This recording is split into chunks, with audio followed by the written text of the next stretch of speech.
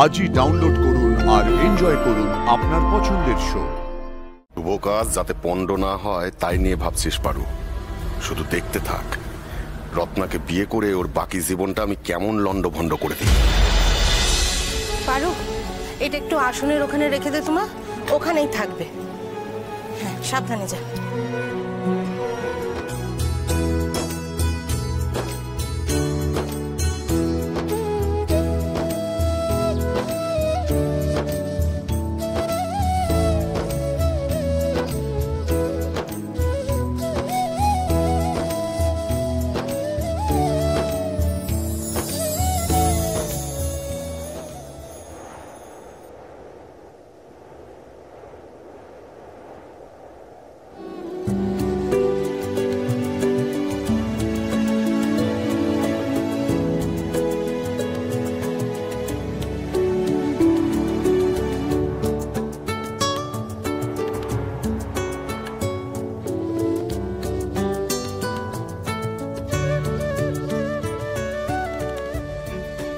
তোমাকে ঠিক চিনতে পারলাম না।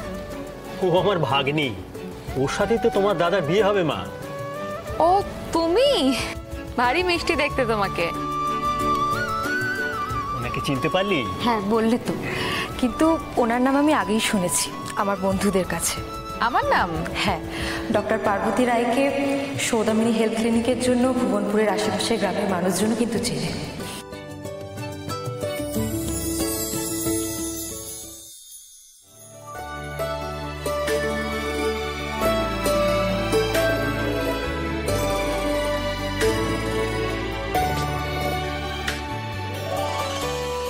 যেভাবে আজকে মঙ্গলদ্বীপের শিখাটাকে আগলালে, সারা জীবন এই বাড়িটাকে ভালোবাসা দিয়ে আগলে রাখতে।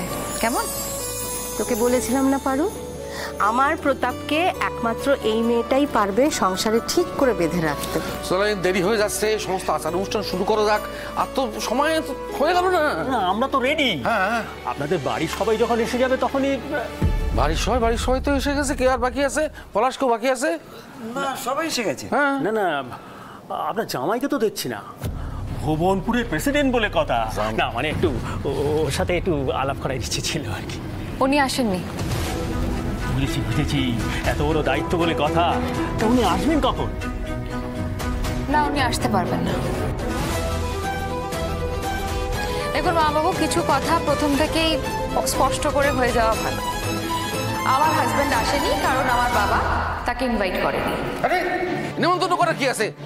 কি আমার জামাই মানে ঘরের ছেলেকে আবার আলাদা করে নিমন্ত্রণ করা কি আছে? লক্ষ্মী, তুমি পারুরে নিয়ে যাও, ওদিকে মেলা কাজ। না, জামাই আসবে তো? আসবে কি শুনলেন? ভুবনপুরের প্রেসিডেন্ট, তার কত মেলা কাজ, বিস্তর কাজ মিটবে, আসবে।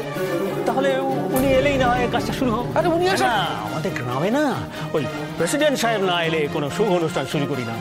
আমি তো এখানে তো ঘরের জামাই খোদ প্রেসিডেন্ট। না, ওকে ছাড়া কি করে শুরু করি বলো? আরে আপনি দাদা শোনো, বলছি কি, তুমি নিজে গিয়ে সোমকে এবার নিয়ে এসো। আরে লক্ষ্মী তো কি নিমন্ত্রণ করে এসে, তাও তো আসেনি, তা আমি আবার যাবো কি করবো? সে ছেলেকে আমি চিনি, তার মায়ের মতোই গুমর। তুমি নিজে না গেলে কিন্তু সে আসবে না। আসবে না, আসতে হবে না। সে শুধু জামাই হলে তোমাকে আমি কথাটা বলতাম না, ঠিক আছে?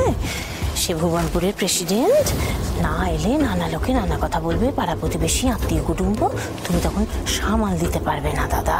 আর সন্দেহ করবে সকলে। তুমি তো জানো দাদা, সন্দেহ কিরকম খারাপ জিনিস, কিরকম জনে জনে ছড়ায়। কি করবো? আমি গিয়ে পায়ে ধরে বলবো, এই ভুবনপুরের প্রেসিডেন্ট সাহেব আসেন, আর পায়ে ধরে বলছি আপনি নাচটা আমার ছেলের আশীর্বাদ হবেন, এসব বলবো কি? আশীর্বাদের জন্য তো আমি বলছি না দাদা, যে সালের কথা আমরা ভেবে রেখেছি সেই সালটা সালা হবে না, সেই জন্য এত কথা বলছি। ঠিক আছে, মানিয়ে নিলাম। মেনেই তো নিয়েছি মা, তাই জন্য তো এত কিছু পর আজকে এখানে দাঁড়িয়ে রয়েছি। তাই বলে অত লোকের সামনে তুই ওইভাবে বলবি? মিথ্যে কিছু বলেছি কি? মিথ্যে বলিসনি, কিন্তু পুরো সত্যিটাও তো বলিসনি না। আমি তো নিজে গিয়েছিলাম তোদের বাড়িতে, বলে এসছি কিনা বল। ওনাকে নেমন্তন্ন করা বলে? হ্যাঁ, তুমি বলো না, সমাজ রীতিনীতি বলে একটা কথা নেই? তুমি কি নেমন্তন্ন করতে গেছিলে ও বাড়িতে? তুমি বলো না, ওটাকে নেমন্তন্ন করা বলো। ঠিক আছে, আমি নিজে যাব ওরা নিমন্ত্রণ করার জন্য। হ্যাঁ, কি তুমি যাবে? আমি যাব। আজকে একটা আশীর্বাদের অনুষ্ঠানের দিন, এই পাত্রীপক্ষ রয়েছে, গায়ের লোক রয়েছে, এদের সবার সামনে আমার মেয়ের মাথা হেট হবে, আমি চাই না। কিন্তু আমার মাথা উঁচু করার জন্য সোমের মাথা যে আমি নিচু করতে পারবো না বাবা। সোমের মাথা নিচু করতে আমি কে বলেছে? সোমের মাথা না, আমি যাব। আমি গিয়ে দরকার হলে তার হাতে পায়ে ধরবো, বলবো বাবা আর রাগ করিস নে, আমি একটা বয়স্ক মানুষ, আশা করি আমার কথা সে ফেলতে পারবে না। আর তাতেও যদি না বোঝে তখন কি হবে? আমি বলছি বাবা যে এই সব কিছু তোমরা এবার বন্ধ করো, বন্ধ করো তোমরা।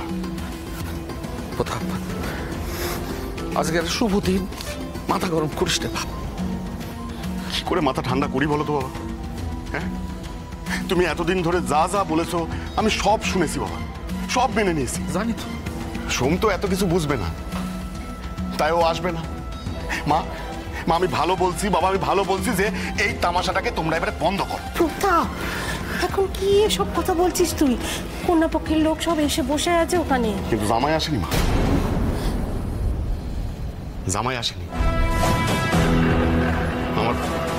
আমার বোনের সঙ্গে সোমের বিয়ে হয়েছে, ও এ বাড়ির একমাত্র জামাই। হ্যাঁ জানি, জানি আমরা সমবয়সী, কিন্তু সম্পর্কে আমি ওর থেকে একটু বড়। ও না, ও তো এখন প্রেসিডেন্ট, কেন আসবে? তাই না বাবা? কেন আসবে? মনের মধ্যে এত রাগ, এত দুঃখ পুষে রেখেছিলিস, আমি বুঝিনি বাপ। আসবে, আমি বুঝিয়ে বললে নিশ্চয়ই আসবে।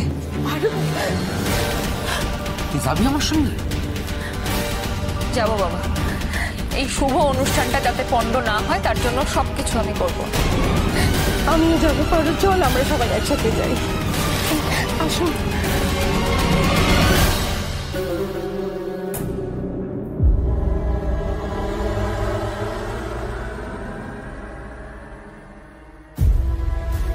ভালো হচ্ছে,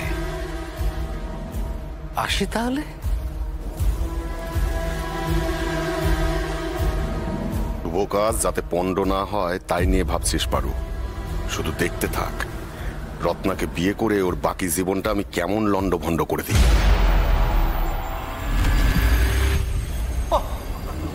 আশ্চর্য ছেলে বটে তুই। হ্যাঁ, মেয়েটাকে তুই একা একা ছেড়ে দিলি কেন? ওর সঙ্গে গেলে তোর কি ক্ষতিটা হতো? দেখো বাবা, এটা পার্বতী দাদার বিয়ে, ও যাবে এটি স্বাভাবিক, তাই ও গেছে। আমি কি জন্য যাবো বলতে পারো? যাবি যাবি, তার কারণ হচ্ছে পার্বতী তোর স্ত্রী।